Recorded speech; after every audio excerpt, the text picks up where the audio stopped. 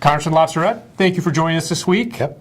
So it's kind of been up and down about whether or not we're positive or negative about how things are going in Washington. And it seems that recently we've been a little more optimistic. And just as we are sitting down, we're getting news that the Senate's actually reached a deal, a bipartisan deal on unemployment insurance. Talk to us a little bit about that. Well, just on your first point, you're exactly right. We had a number of meetings in the House today and met with Speaker Boehner's chief of staff, and he basically said, look, we've done all the heavy things that need to be done before the election, and now we're going to attempt to be workmanlike and actually get the things done that we can get done. So the evidence today on that is a group of senators have reached a temporary agreement, and that's always illusory, but a temporary agreement on extending unemployment benefits for the long-time unemployed. And sort of the problem with that had always been the Democrats didn't want to pay for it, just wanted to extend it. Republicans wanted to pay for it, but finding a pay for it was difficult. So the deal, as we understand it, and it's just developing, is through higher fees on some things together with pension smoothing. And pension smoothing basically is rather than taking a snapshot at your pension contributions in real time, you can spread it out over 25 years and say, what's the amount of money as an employer I have to put into the pension to make the system whole? And through those two things, they think that they can raise the money necessary to extend unemployment. Now, the good news is that probably next week, the Senate will begin to take further action on that. The obstacle is going to continue to be in the House. And there are a number of House Republicans that are just diametrically opposed to extending unemployment under any circumstances. But the fact that they found a pay for is a good sign, and it's also a sign that things are beginning to function, still a little low level, but beginning to function again. Well, and there's been some stories recently about how I kind of think an odd couple, Chuck Schumer and Lamar Alexander in the Senate. Chuck Schumer, the Democrat from New York, Lamar Alexander, the Republican from Tennessee, have been quietly working behind the scenes since things had gotten so toxic between McConnell and Reid to start to try to restore some regular order. And there's talk that a couple pieces of legislation that are totally non-controversial, like energy efficiency legislation, are actually going to pass under regular order where both sides get equal sides to debate. They'll both get to offer amendments. There'll be no filling the tree. Is this a kumbaya moment, or should we temper our expectations Well, here? I think we should temper our enthusiasm, but it's not bad news. And this is the way the place used to work, in that sometimes the leaders don't get along. But the Senate in particular has always been a body made up of people who have friendships that go back many years. And as you correctly stated, it is an odd couple for Chuck Schumer of New York and Lamar Alexander to get together. But that's the way these things work. And our understanding is that they have sort of a temporary commitment from Majority Senator Reid that they're going to be able to move some things. Like the energy efficiency bill is Rob Portman, the senator from Ohio's baby, together with a corresponding Democrat. It's really not controversial. I mean, it's talking about how can we save energy so we're not so reliant on some of the fossil fuels. And it's a no-brainer. And if it comes to a vote, I would expect it would probably get 100 votes in the Senate and a bunch of votes. And so there's no reason that legislation like this shouldn't be moving forward, but it has not been moving forward. So I don't know if we can declare that bipartisanship is broken out on the streets of Washington, but we can say that these are positive steps forward. Well, and another positive step, there was an announcement this week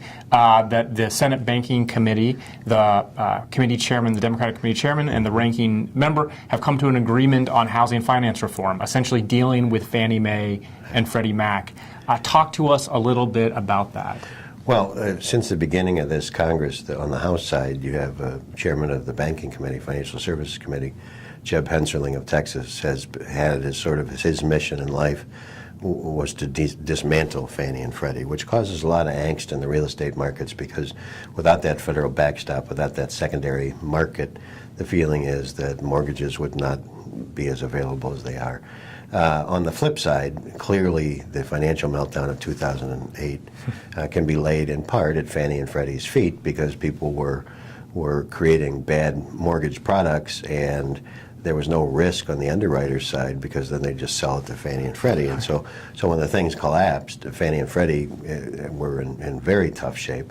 This deal doesn't threads the needle And it doesn't get rid of them per se. It creates sort of a new government-sponsored enterprise that will still continue to federally back mortgages, but it has some additional requirements that, for instance, if you're a bank and you sell your mortgage to the new Fannie or Freddie, and it collapses because you didn't do your due diligence and actually make sure that this was a loan worth taking, that you, the bank, bear the first 10% of the loss. And so the thinking is that's going to be attractive to both the folks that want to get rid of it and also the folks that just want to reform it or leave it the same. And it's a good step forward, and it'll shift the burden necessarily from the taxpayer for underwriters who are making loans to people who probably don't qualify for loans. Well, ending our kind of bipartisan kumbaya here, we'll turn to a strictly partisan affair. That was the special election in Florida's 13th congressional district. We talked a little bit about it last week. The kind of conventional wisdom coming in was that Alex Sink, the Democratic nominee, was favored in this race. Democratic groups outspent Republican groups, and yet on Tuesday of this week, Congressman-elect Jolly, Republican, is the member who will be holding that seat for the GOP. Does this say anything macro about the midterms, or is this really just about Florida 13? Well, the way this thing always works when there's a special is both sides go in at hammer and tongs, try to win the thing, and then the side that loses pretends it really doesn't mean anything. Right. And the side the side that wins says, "Oh, this is a harbinger of things to come, and it means that we're going to roll in November." And the other side said, "Oh, this was all local, and it's because of whatever."